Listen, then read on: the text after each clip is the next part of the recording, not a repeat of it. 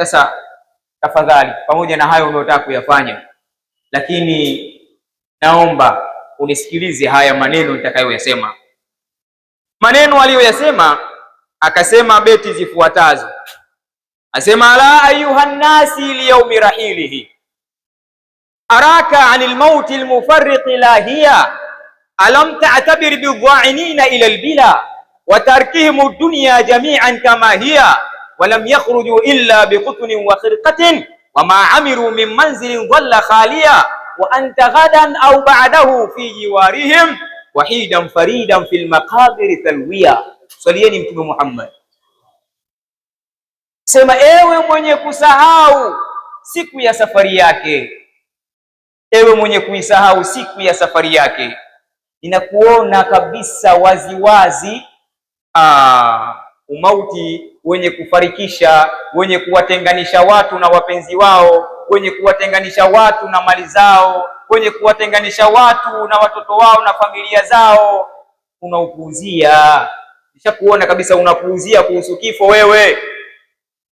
Alam ta'tabir bidha'inina ila albila, hivi hujapata mazingatio kwa wale ambao tayari wameshaondoka kuelekea katika maisha ya kuoza.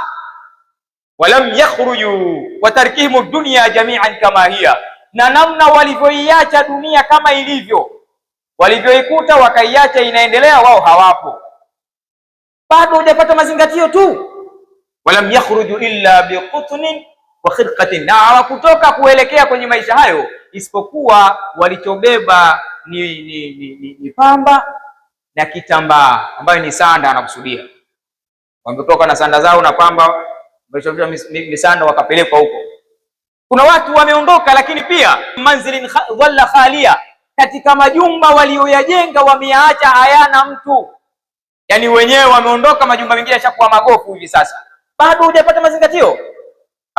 Wa anta ghadan au ba'dahu fi jiwarihim, wewe kama si kesho basi kesho kutwa na wewe utakuwa jirani na hao. Tena wahidan faridan fil maqabiri talwiya, hali ya kuwa umepwekeka peke yako, uoni ndugu, uoni jamaa, uoni mtu yoyote, utakuwa kaburini kule umepwekeka na hakuna msaada mwingine wowote, na kuona kama vile umejisahau katika hili wewe. Maneno ndo aliyasema yule mama. Baada ya kuyasema maneno hayo, yule mama muda ule ule akaangusha kilio, akalia sana, akalia sana.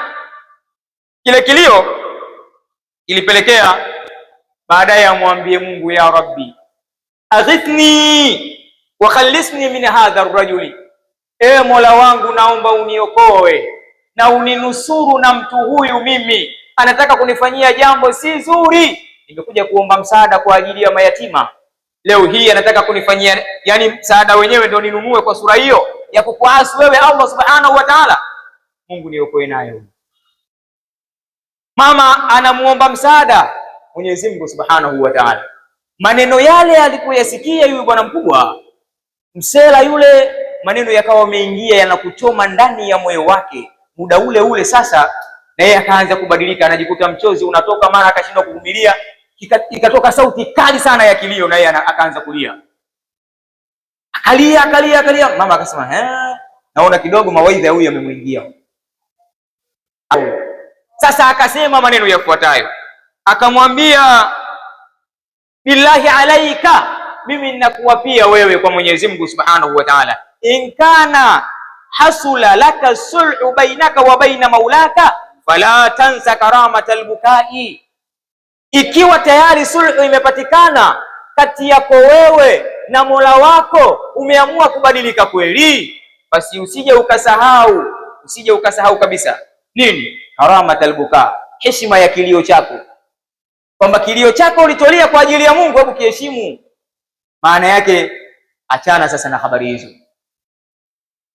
Mwamba yule akaingia mahala, akatoa kile ambacho alikusudia kutoa, akamkabidhi, akamwambia, mama, chukua hiki, sitaki chochote kutoka kwako, sitaki malipo aina yoyote, chukua hiki, nenda. Lakini nakuomba utakapofika kwa wale watoto mayatima, naomba ukaniombee kwa mayatima wale, waniombee dua kwa Mwenyezi Mungu subhanahu wa ta'ala, dua yenyewe ninayoitaka kutoka kwao, Mwenyezi Mungu afute madhambi yote ambayo